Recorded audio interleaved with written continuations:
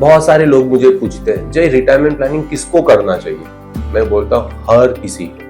अगर आप business honour हो तो भी आपको रिटायरमेंट प्लानिंग करना चाहिए, आप अगर एम्प्लॉई हो तो भी आपको रिटायरमेंट प्लानिंग करना चाहिए, और अगर आप प्रोफेशनल्स हो, डॉक्टर, लॉयर जैसे, तो भी आपको रिटायरमेंट प्लानिंग करना चाहिए। लाइफ में एक स्टेज तो वैसा आएगा ना जब आप सोचोगे कि मैं काम करता रहूंगा मगर पैसे के लिए काम नहीं करूंगा। वो स्टेज को हम रिटायरमेंट लाइफ बोलते हैं। तो वो स्टेज हर किसी के लाइफ में आता है। तो एम्प्लॉय हो, बिजनेस ऑनर हो या फिर प्रोफेशनल हो, सबको अपना रिटायरमेंट प्लानिंग करना ही करना है। रिटायरमेंट प्लानिंग कैसे शुरू करें वो मैं आपको एक एग्जांपल के साथ एक्सप्लेन करूंगा। रिटायरमेंट प्लानिंग कब शुरू करना चाहिए? बहुत सारे लोग मुझे ये सवाल पूछते हैं, तो मैं उनको बहुत हंसते हंसते जवाब देता हूँ। जब आपके पास आपका फर्स्ट इनकम शुरू हो जाए ना, तब से रिटायरमेंट प्लानिंग करना शुरू करो। तब लोग बोलेंगे फर्स्ट इनकम आएगा तो मैं खर्च करूँ या फिर पैसा बचाना शुरू करूँ, तो मैं फिर उन पे छोड़ देता हूँ। तो यहाँ पे मैं एक एग्जाम्पल वैसा ले रहा हूँ।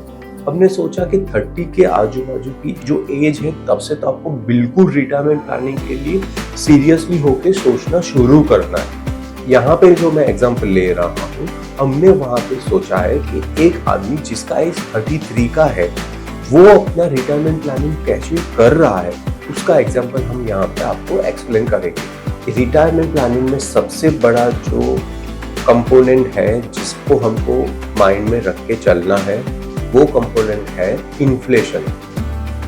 इन्फ्लेशन अगर आपने अपने रिटायरमेंट प्लानिंग में प्रॉपरली कैलकुलेट कर लिया तो बिलीव माय वर्ड, आपका रिटायरमेंट प्लानिंग 100% अच्छी तरह हो सकता है। एग्जाम्पल के तौर पे, अगर आज का आपका घर का खर्चा 30,000 रुपए है, ठीक है ना, तो वही खर्चा रिटायरमेंट के टाइम पे, मतलब आज आपकी एज 33 ईयर्स है, आफ्टर 27 ईयर्स वो जो 30,000 का खर्चा है वो हो जाएगा ऑलमोस्ट 1.85 lakhs पर मंथ। आपने सही सुना, आप मानो या ना मानो ये होगा। और हम लाइफ एक्सपेक्टेंसी पकड़ते हैं कि ये यंग बंदा 85 ईयर्स तक जिएगा तो उसको वो पैसा नेक्स्ट 25 ईयर तक लगेगा।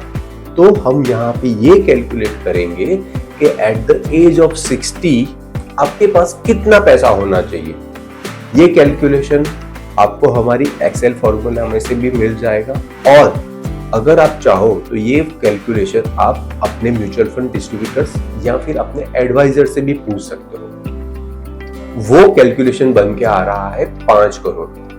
एट द एज ऑफ 60 आपके पास कम से कम 5 करोड़ रुपए होने चाहिए।